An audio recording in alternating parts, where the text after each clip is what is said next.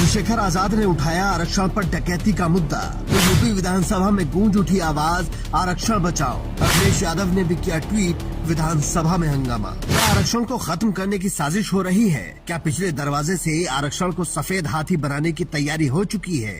क्योंकि पिछले कुछ सालों से लोग परेशान थे कि सरकारी भर्ती नहीं निकल रही है, और जो निकल रही है उनके भी पेपर लीक हो रहे हैं। लेकिन अब एक नए खेल का खुलासा चंद्रशेखर आजाद ने किया है, जिस पर उत्तर प्रदेश की विधानसभा में भी जमकर हंगामा हुआ है। दरअसल आरक्षित वर्ग को नौकरी से दूर रखने के लिए नोट सुटेबल का नया खेल चल रहा है, जिसे अगले 2 मिनट में आसान भाषा में आपको समझाएंगे। इसलिए पूरी स्टोरी देखकर जाइएगा, वरना कुछ समझ नहीं आएगा। लेकिन उससे पहले यूपी विधानसभा में सरकार और विपक्ष की ये नोकझोंक सुन लीजिए। आरक्षण में कोई गड़बड़ी नहीं होने देंगे, ये जनता की तौर पर कहते हैं, और जो गड़बड़ी किया है जांच करके कठोर से कठोर कार्रवाई करेंगे। और जो भी एजेंट आपके बैठे हैं उनका पता करवा रहे हैं, उसकी जांच करवा रहे हैं। 69,000 माननीय सर्वोच्च न्यायालय में मामला है, 69,000 सर्वोच्च न्यायालय में मामला है। न्यायालय से करेंगे, जब मामला न्यायालय में है उसकी चर्चा सदन में नहीं हो सकती।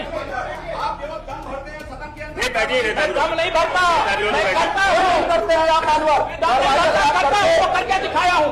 मैं आरक्षण एक जाति अधिकारी के खिलाफ कार्रवाई आपका किया हो। उप मुख्यमंत्री कह रहे हैं कि आरक्षण में गड़बड़ी नहीं होने देंगे, लेकिन आंकड़े कुछ और कह रहे हैं। बिना परीक्षा दिए पिछड़े वर्ग और दलित समाज के लोगों को बाहर का रास्ता दिखा दिया जा रहा है।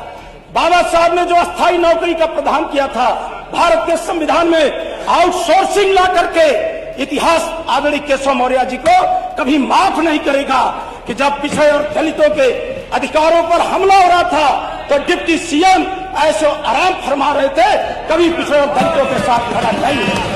पिछले कुछ वक्त की सरकारी नौकरी देखेंगे तो पाएंगे कि आरक्षित वर्ग को उसके कोटे के बराबर सीटें नहीं दी जा रही हैं, और जो मिल रही हैं उन्हें भी नोट सुटेबल करके खाली छोड़ दिया जाता है। कैसे, वो भी देख लीजिए। विपक्ष का आरोप है कि यूपी में 2019 में 69,000 सहायक शिक्षकों की भर्ती निकली थी, जिसमें ओबीसी, एससी और एसटी को 50% सीटें मिलनी चाहिए थी, क्योंकि यूपी में ओबीसी को 27%, एससी को 21% और एसटी को 2% आरक्षण हासिल है। इसके हिसाब से आरक्षित वर्गों को 34,500 पद मिलने चाहिए थे, लेकिन मिले केवल 5,161।